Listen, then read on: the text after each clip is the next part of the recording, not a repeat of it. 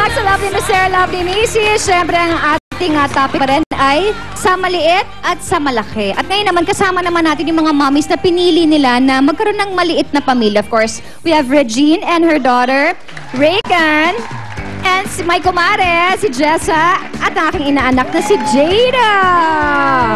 Okay, tatay, bago tayo magkwentuhan, meron tayong papagawa sa kanila. Ikaw na magkwento. Yes, meron tayong malaking board dito sa likod ninyo. Of course, may benefit kasi yung pagkakaroon ng maliit na family. Okay? In terms of expenses. So, isusulat natin dito yung mga extra activities na ginagawa ng pamilya ninyo. Dahil, you know, in case naman nila Nadia, ang laki ng expenses na yun. Kumbaga, overhead, ang laki. Okay? Okay. Sulat na kayo. Usog lang ako dito. So, ready? And? Yeah, go. Okay. Go. Alright. Pero hindi naman, kung sa tingin nyo, enough na yung mga nasulat nyo, okay na rin. Hindi naman ito padamihan. Ayun Ito, na. honey, meron silang shopping. Reagan. What's your girl bonding with your mom and with your sister? What do you do?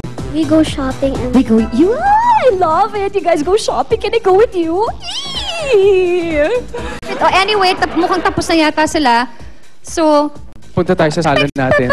pakwento mo natin to. Oh, let's start na with Reg. Okay, well, since apat lang kami, the two daughters, we can do a lot of things together. And we have the extra expenses to invest in their lessons and stuff like that. So, piano and singing lessons, dance classes. You get to travel 2 to 3 times a year kung saan namin feel or saan hindi pa namin napupuntahan. So, at least we can do all of these things when we have time. Okay, dito naman tayo kay Mare. Mare, dito naman tayo. Kasi Okay. feeling ko, pag maliit lang yung family, kasi ako galing ako sa malaking family, 7 kami. Okay. Parang feeling ko, pag konti lang kayo, like kami 3 lang kami lagi, mas merong quality time. Kami sa isa't isa. Tapos yun nga, mas easy pag nagta-travel kami, especially pag pumunta kami ng Amerika. Kasi Kasi kung nakatira din kami doon. Oo. So, syempre, parang inisip ko, kunyari, 2 sila. Tapos, Mag-i-empake pa lang, grabe na. naman, oo. Parang laging merong production namin. Correct. Do you want to have a baby sister or baby brother? no. No. How old are you? How old are you? 7. 7. Doc, katulad ni Jada, she's not looking for a brother or sister. Normal ba yun? Actually, ang maganda kay Jessa, sobrang tutok siya doon sa kanyang anak. So, siguro hindi naman yung factor na ayaw niya magkaroon ng kapatid. Normally yan, pagka meron na rin talaga or may plano si mommy na magbuntis ulit. Kasama kasi yung anak niya for the planning. Yes. So, handa lahat. No? Normally, pag dumating na yung isa, like her, she's already 7. Very acceptable naman yan sa pamilya. So, kailangan na talaga, pag nagpaplano, kasama si Jada para maging part talaga siya. Hindi siya ma-feel na parang left out na siya, ganyan. Eto na, you, Reg, kasi kahit 2 sila, but you still encourage them na, you know, to mingle. It's good to expose them.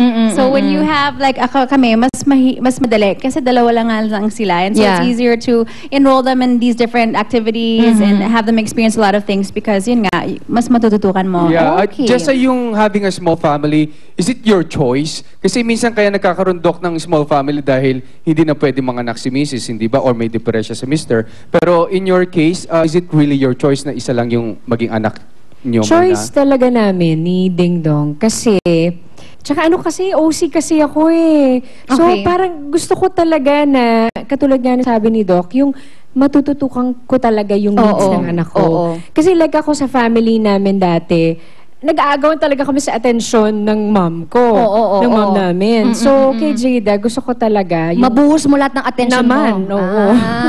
Kasi sabi nga nila, sabi ni Tita Lu Gopez dito sa, sabi niya, if you have an apple, it's easier to split it in 2 rather than to split it into like, you know, if you have many Yeah, kids. So at right. least kahit paano, pwede namin ibuhos lahat sa kanila. Diba? Okay.